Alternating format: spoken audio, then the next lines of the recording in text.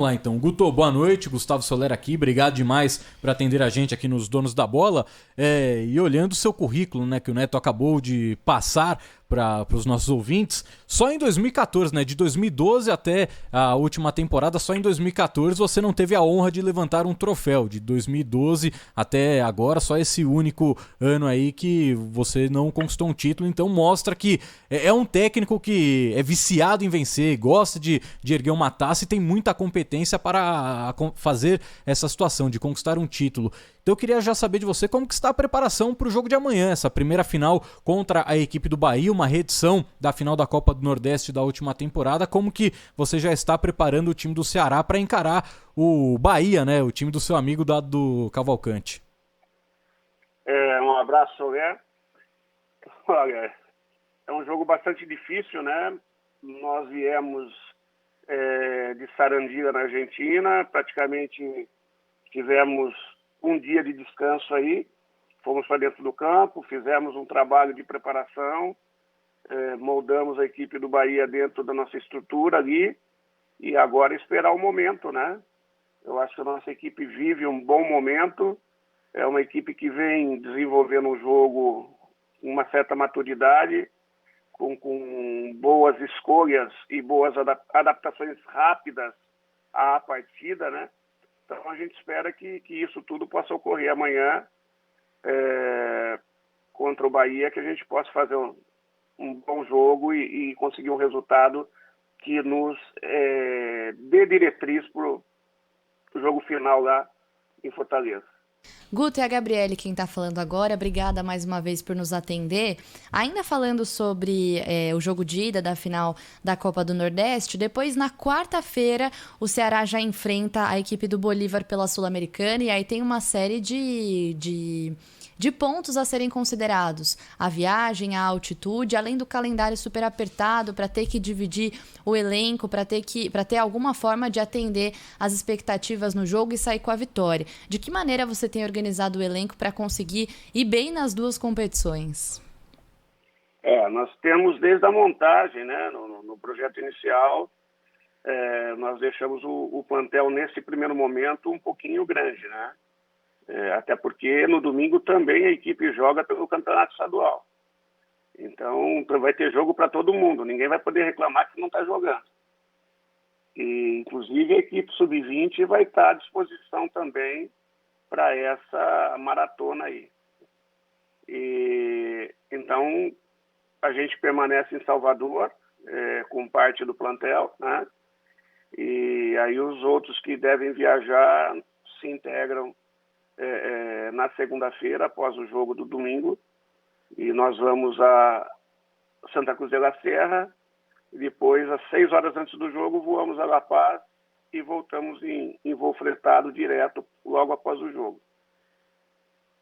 O Guto, dessa carreira incrível que você tem, a divisão de base que você começou no São Paulo, Internacional, o 15 Piracicaba, que sempre foi revelador de jogadores, né?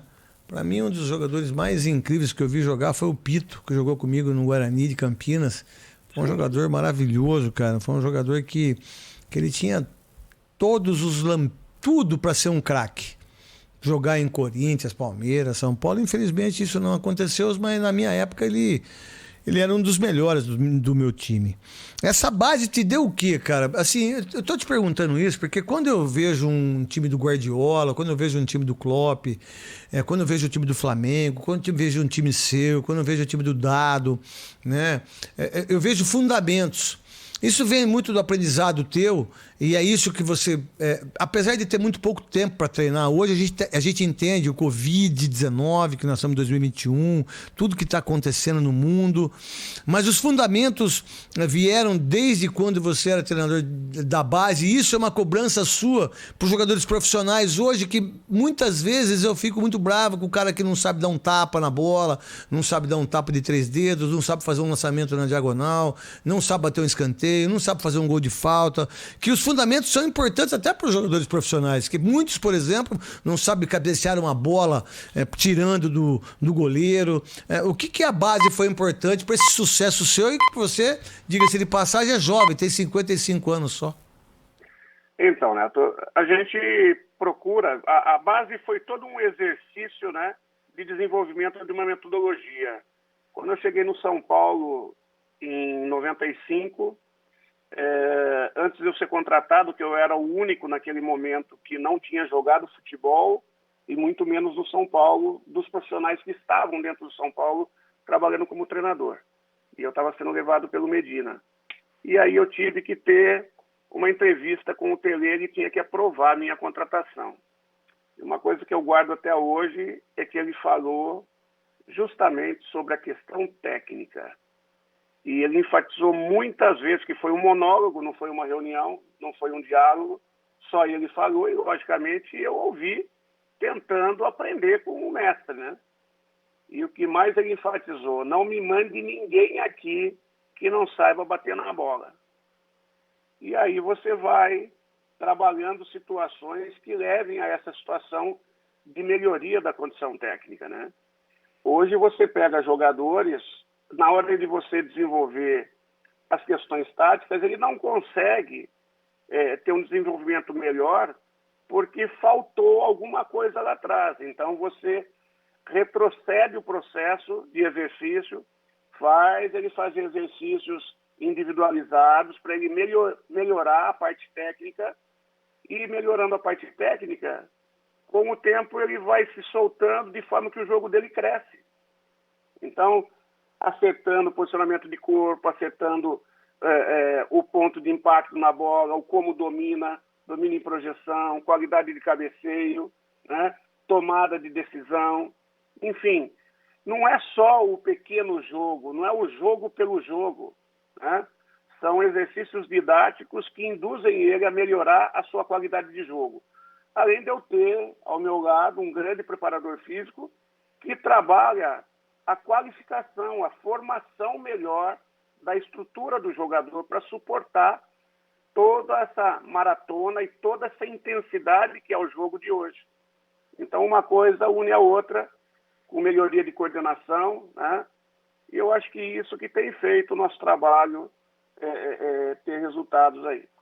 E Guto, além dos resultados, também é um trabalho muito bacana, né? O Neto falou a respeito de muitas vezes ficar chateado de não ver um gol de falta, de não ver uma jogada, e na vitória, em cima, né, do Vitória, sendo redundante, mas no triunfo que vocês tiveram em cima do Vitória, o gol do Messias, a jogada ensaiada de vocês foi muito bacana, né? Porque o Messias, pô, o cara tem 1,90 m de altura, grandalhão, todo mundo sabe que vai bem na bola aérea, e mesmo assim você conseguiu fazer uma jogada que o Messias brotou no meio da área do Vitória e fez o gol, né? Então eu queria que você falasse a respeito dessa situação, de trabalhar algumas situações que o adversário, óbvio, já está prevendo que vai acontecer pela qualidade do jogador que você tem, e mesmo assim você consegue surpreender num... Gustavo Soler, você tá numa fase, hein?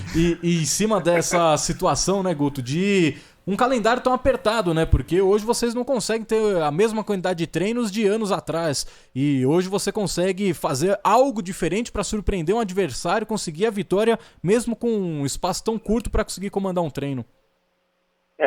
Essa situação passa muito pela aceitação do trabalho por parte dos jogadores. Mas o mérito de todo o trabalho de bola parada, lógico, dos jogadores, mas de treinamento, de criação, é do André Luiz. O André Luiz foi um especialista quando jogou, né? E é toda a responsabilidade dele. Então eu não... Jogava mesmo muito. Mesmo ele sendo meu auxiliar, mesmo ele sendo da minha equipe, o mérito é dele. Eu levo aí os louros por tabela, mas eu tenho que mencionar o trabalho dele, né? Então eu acho que isso que é importante. E importante porque os jogadores compram as ideias dele e desenvolvem da melhor maneira possível.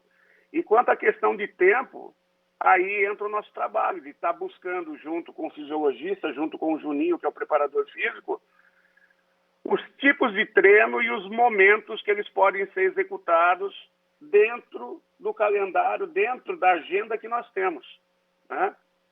Para que a gente possa, de alguma maneira, o tempo é pouco, mas não é porque o tempo é pouco que eu não vou fazer nada. Eu tenho que fazer alguma coisa que possa trazer algum tipo de informação que contribua dentro da partida para o jogador, que traga a ele confiança. E é isso que a gente procura fazer. Ô, meu querido Guto, é assim, né, no seu entendimento hoje, por exemplo, de tudo que está acontecendo, né, da falta de condição de treinamento, daquilo que você já explicou, e quando você tem um tempo pequeno, você treina até no hotel, você treina no jardim, você treina na resenha, você treina na palestra, você treina conversando, você treina cada um no seu quarto. Hoje tá assim, porque você não tem mais esse campo, né, esse tempo todo para treinar. E aí, quando você não tem isso, estou falando agora como ex-jogador, porque a verdade, eu nunca prestei muita atenção nesse tipo de coisa, e eu fui um jogador que tinha os fundamentos muito bons, né? Passe, lançamento, né? A bola parada minha, escanteio. Meus fundamentos eram muito importantes. Eu tive muito isso por causa do Guarani. O Guarani me ensinou muito isso, que eu treinava com a bolinha de tênis, depois com a outra bolinha e acabo com a bola. Eu tive muito, fazia paredão pra caramba ali no Guarani, né?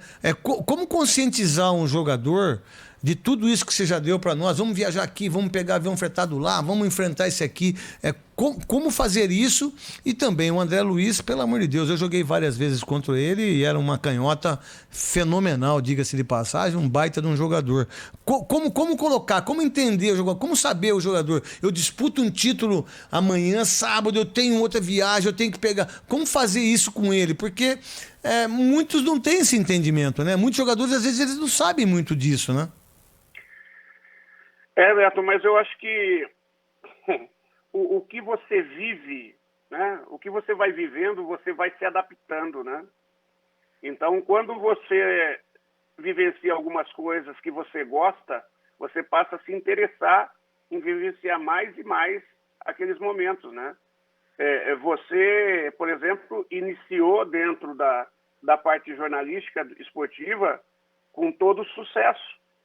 E o Neto de hoje, dentro desse mundo, não é o Neto que fez o primeiro programa. Né? A cada dia o Neto é mais e mais competente e gosta mais e mais do que faz. E isso demandou, para chegar no estágio que você está hoje, demandou uma adaptação. E uma adaptação por quê? Porque você gostou. E é isso que tem acontecido com o jogador. O jogador vai gostando da situação e vai buscando se adaptar, vai buscando informações, vai buscando treinar os detalhes, né? E isso que, lógico, a gente trabalha a mentalização de tudo isso, né? A melhoria da mentalidade, da criação de uma mentalidade vencedora. Para se vencer, precisa pagar o preço e precisa ter as ferramentas ideais para poder desenvolver o melhor trabalho. Então, é isso que eles procuram fazer o dia a dia dentro do espaço de tempo que nós temos. Guto, e falando um pouco mais sobre a sua carreira, a gente falou muito sobre os seus trabalhos, você é um técnico super novo, ainda tem muito para apresentar no futebol brasileiro, tem só 55 anos. Ontem aqui na Rádio Bandeirantes mesmo, você negou que tenha sido procurado pelo Santos para passar a ser técnico da equipe, mas eu queria saber qual que é a sua projeção para o futuro. É lógico que nesse momento, ainda mais tendo uma final tão pertinho, o seu foco é no Ceará e tende a ser assim mesmo, tende a honrar o clube que você está hoje, mas qual que é a sua pretensão para o futuro, pensando mais na sua carreira mesmo? A busca é sempre por projetos desafiadores, né? Hoje eu tenho um projeto desafiador sendo desenvolvido dentro do Ceará, e o projeto que me traz, como já falei aqui, me traz alegria, me traz prazer em estar desenvolvendo, né? Eu me pressiono, mas é uma pressão que me permite viver um pouco, né? Não adianta eu ir para um clube onde eu não tenha a mínima condição de viver, eu vou sobreviver. Eu não vou conseguir desenvolver nada e levar nenhum legado, nada de positivo a esse clube. Então eu procuro espaços onde eu possa ter respaldo para mim poder desenvolver as ideias. Lógico que isso é a capacidade, o poder de convencimento quando você chega, né? Mas o clube que vem buscar a gente tem que respaldar, porque só o Guto, por si só, sozinho, não existe mais o trabalho daquele cara que toca tudo sozinho. Nem o Guardiola. Se ele não tiver o respaldo diretivo para ele tomar as decisões nos momentos-chave, ele não consegue desenvolver o trabalho também. Guto, desculpa, pode a busca é sempre por esse perfil de trabalho. O Guto, o primeiro jogo da Copa do Nordeste, primeiro é na Bahia e o segundo é no Ceará. Hoje você vê uma diferença disso por não ter torcida ou é a mesma coisa no seu ponto de vista? Não, eu acho que o jogo seria outro completamente diferente, teria uma influência muito grande no aspecto emocional, né? No aspecto de comunicação dentro da partida, a comunicação fica muito mais fácil, né? Quando você está com casa cheia, você grita, ninguém ouve nada. E às vezes uma chamada de atenção pode fazer toda a diferença. E sem dizer que o cara que não tem muita experiência em estar ouvindo aquela massa em cima da cabeça dele lá, ele pode entrar em surto dentro da partida, né? Ou não conseguir manter o nível de concentração, de tranquilidade quando ele acerta, quando ele erra, né? Eu acho que isso tudo, o ser humano, ele responde a esse tipo de estímulo, né? Então, a presença do torcedor é de suma importância, porque ele faz diferença realmente. E certamente, né, Guto, se a gente tivesse a torcida presente no estádio, o jogo da volta teríamos vários Gutinhos, né? Os torcedores com a almofada em sua homenagem. Isso é sensacional. E isso é muito legal. E dá pra ver e dá pra ver que o clima no Ceará é muito legal, porque pô, a ação que eles fizeram para divulgar o Gutinho foi espetacular. E eu queria que você falasse exatamente em cima desse ponto. Hoje, o Ceará, junto com o Bahia, são os dois times nordestinos que vivem um melhor cenário financeiro, melhor cenário de poder brigar na parte de cima da tabela de um campeonato brasileiro. São os clubes que mais sofrem também pelas viagens, por estarem no Nordeste e muitos clubes na região sul, sudeste do país. Então, queria que você falasse a respeito do planejamento financeiro do Ceará para se tornar uma potência no Nordeste, se tornar uma potência nacional, poder brigar com todo mundo e esse ambiente que parece ser muito saudável entre vocês. É difícil, né, da gente poder responder, porque nós não temos os dados, por exemplo, do João Paulo, do presidente, do próprio Jorge Macedo e Sérgio Dimas, que são os executivos, né? Mas o que eu posso falar é sobre mentalidade. A mentalidade que é pregada dentro do clube, que é uma mentalidade vencedora, que é uma administração séria, que procura o tempo todo estar honrando os compromissos assumidos, estimulando a qualificação, né, e a busca por resultados, a criatividade dos seus mais variados departamentos ali em prol de captação qualificada de recursos, né, e um presidente que pensa grande. Ele, mesmo fazendo futebol grande, ele não deixa de investir em estrutura, porque não adianta nada ter o jogador se não tem as ferramentas para trabalhar o jogador, para fazer com que ele esteja preparado adequadamente para o tipo de competição que o Ceará tem por objetivo alcançar, né? Então, você tem que trazer tudo isso. E o Ceará tem pensado dia a dia em tudo isso. Ô Guto, quero te agradecer imensamente o seu tempo na concentração, o seu tempo para nós, de um jogo tão importante da Copa do Nordeste, né, de um grande clube que é o Ceará, o Bahia também, né, e que você tenha todo o sucesso do mundo, seu amigo Neto, e quando precisar aqui, né, quando tudo isso, quando a nossa vida voltar ao normal, gostaria muito que você viesse pessoalmente aqui pra gente falar de futebol, tá bom? Com certeza, eu te agradeço mais uma vez a oportunidade, e você sabe que a gratidão contigo é desde a época do Mogi. Obrigado. Quando a gente não tinha nada, nosso trabalho estava começando e você já nos oportunizava para poder vender o nosso peixe, né? Já divulgava o nosso trabalho que, graças a Deus, já começava a dar passos firmes aí.